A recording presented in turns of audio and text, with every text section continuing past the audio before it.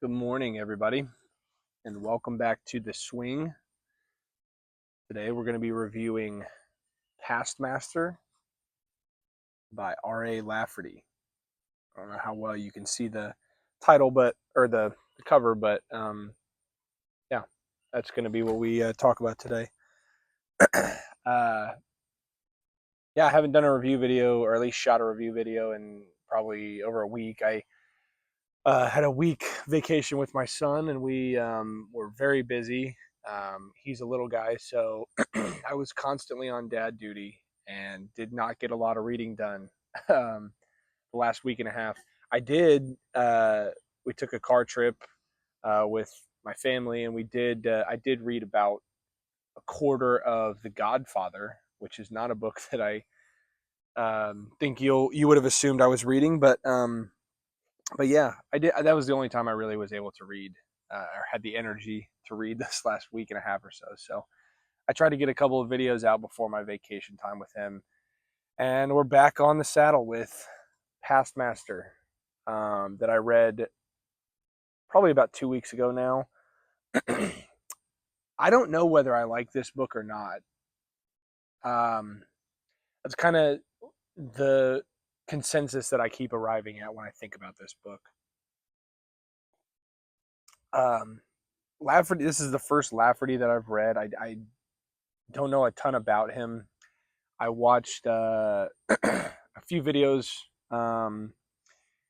just kind of brushing up on his history and whatnot. And I believe he was a self-proclaimed alcoholic who had served in the war, and who's basically said that he started writing in his 40s to get away from his vices, his alcoholism.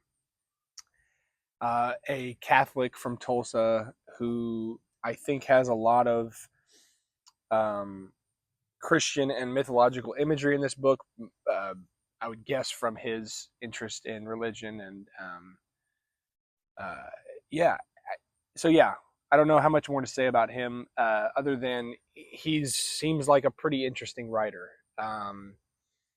Not only just from the context of why he started writing, but there's on the back here. There's a couple of blurbs from Delaney, Roger Zelazny, and Harlan Ellison, all praising his work. And I think after reading some you know reviews and bits about him, he seems to be a writer's writer.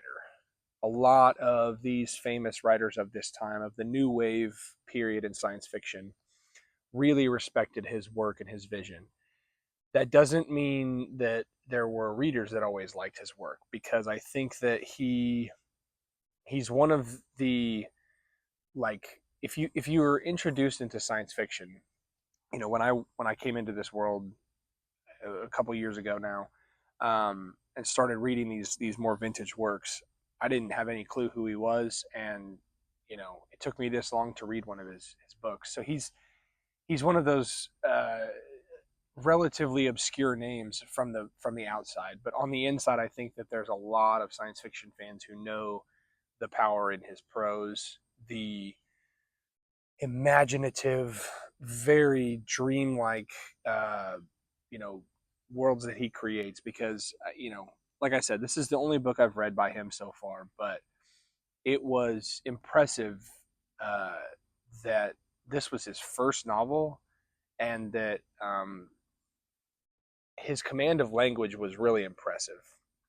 Now, that doesn't mean his command of plot, character, themes fall in line there. Because I would say there were some really frustrating and challenging moments in this book. And maybe moments isn't the right way to say it. It's the whole thing has a sort of um, syrupiness to it, where it's very sweet, but it is dense and it's hard to take in large doses. There's a helicopter going right overhead, which I will wait for because I do not want the audio to be messed up. What are the odds? Like a freaking a big old helicopter. I don't know if you'll be able to see that in the shot, but it's going behind me. No, you probably won't. It's one of those big helicopters, like military helicopters. I wonder, like, I don't know. Odd. Where was I? So Zelazny said he read it in one sitting. I find that to be a testament of what I just said, which is he takes it in. I have to take it in small doses because as a reader, I found him challenging. But clearly, the writer's writer, yeah, that sentiment that I was talking about before is clear with Zelazny here, where I think other science fiction writers of the time found him so fresh and innovative that definitely was something that they gravitated towards. Because during this time, another contextual note, and then I'll start talking about the book. During this time, uh, I think that there was a huge flood of people seeing the success of science fiction, and I'm gonna sneeze. Oh, if you said bless you, thank you. This is a bad joke. Um, I think that there was a lot of the industry was probably diluted in a lot of ways by writers that just didn't really do anything new. Lafferty is somebody who for sure did something new. This book follows Thomas More, who is actually a historical figure, a saint in the church, I believe, who wrote a book called Utopia. Now that's real. That's historical fact. And Thomas More is since passed. Obviously, he's been passed for hundreds of years. But this future planet called Astrobe is seeking somebody to essentially um, unite their world or save their world from this very interesting phenomenon where they have basically created utopia and people are fleeing utopia. Thomas More, having written a book called Utopia and coining the term utopia historically, they go back in time, basically send somebody to go back in time to Earth to take Thomas to the future, so to speak. It's much more complicated than that, but I'm giving you the cliff notes. And Thomas is kind of tasked with not saving the world. I don't. It's just such a dumb way to put it, but essentially be the figurehead for this movement, and it is so allegorical. It's extremely there's tons of symbolism.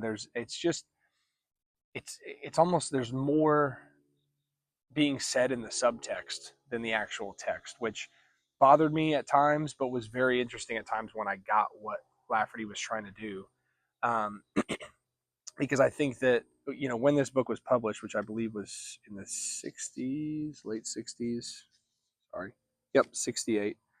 Um, you know, this was a time period where I think that exploring utopia, communism, um, the different forms that a society can take was something that was very relevant and interesting for writers to explore, right? And Lafferty, I think, takes that sort of concept and really uh, just blows it up and looks at it from these very weird angles through characters that you would never ever understand or expect.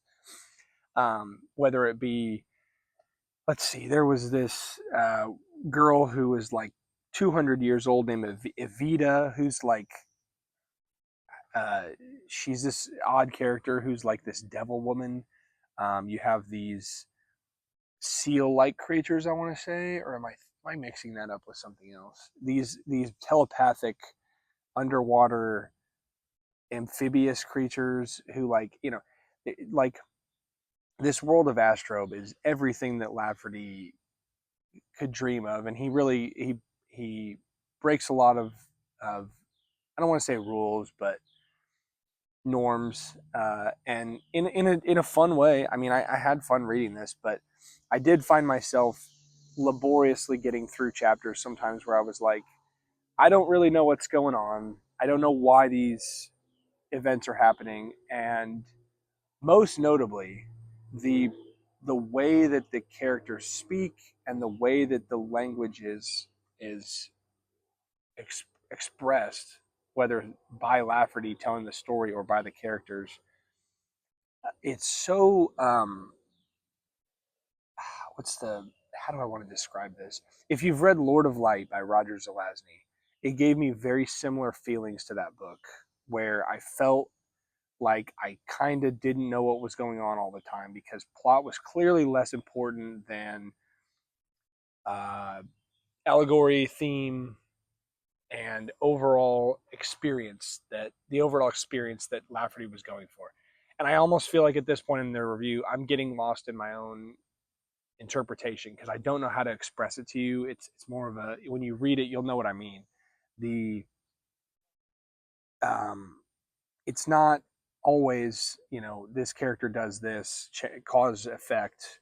Um, Conversations are very back and forth and easy to follow. It takes on its own way of being as you read it, and so if you're willing to give something like this a try, know that it's challenging, but it does have a reward at the end. I won't spoil the end.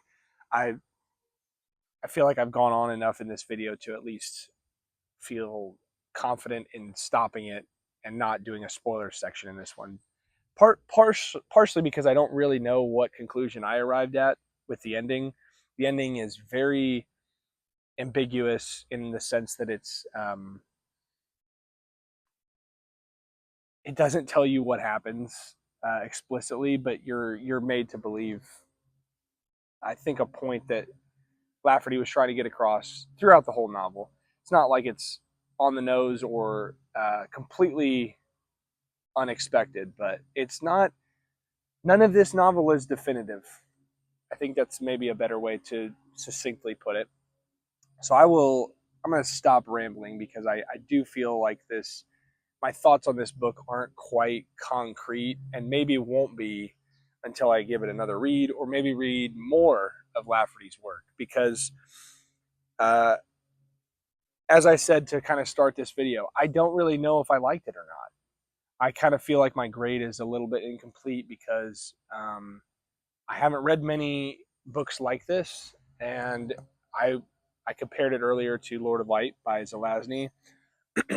I wasn't really sure about that book at the time either, but I do think that the kind of reader that I am, the kinds of things that I want to read, the challenging, deep, philosophically engaging books, you know, maybe not quite as dense as this, but those are the kind of books that really scratch the itch that I have as a reader. And sure, everybody could use an action-packed thriller that is low bar to clear sometimes to kind of cleanse the palate. But more often than not, these are the kind of books that I like to read because I chase after that intellectual itch, where people are really trying to just pull something out of the human experience or the way that we are here. That's why I think I gravitate to Philip K. Dick.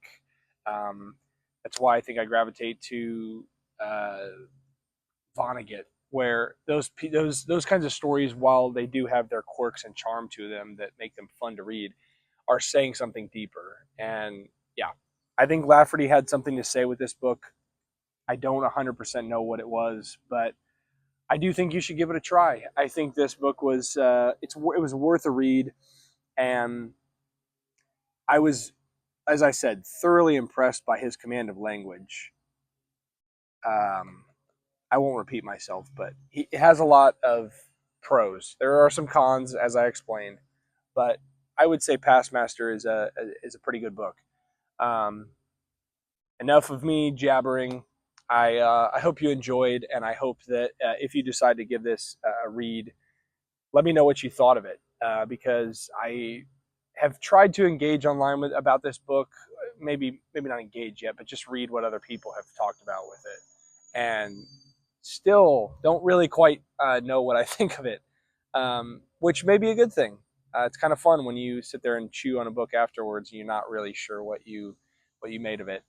But yeah, that's been Past Master.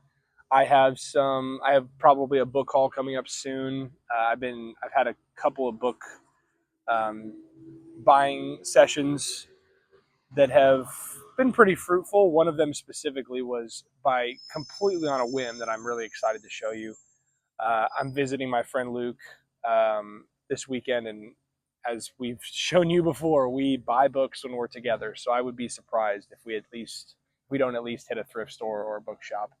But yeah, I think there will be a bit of literary fiction coming up on the channel in the next, you know, undisclosed amount of time. I don't know when it'll be popping up, but Luke and I are starting to read some stuff that might not be exactly science fiction. So I'm kind of mixing that in with a lot of my sci-fi reading, uh, just to just to broaden my horizons, if you will. But anyway, I feel like I've blabbered a lot in this video, and I'm getting hopefully better at the making my thoughts succinct, because sometimes I can really ramble and I don't even realize I'm doing it. So I hope you enjoy these videos. Appreciate you watching. As always, I will see you in the next video. Thank you.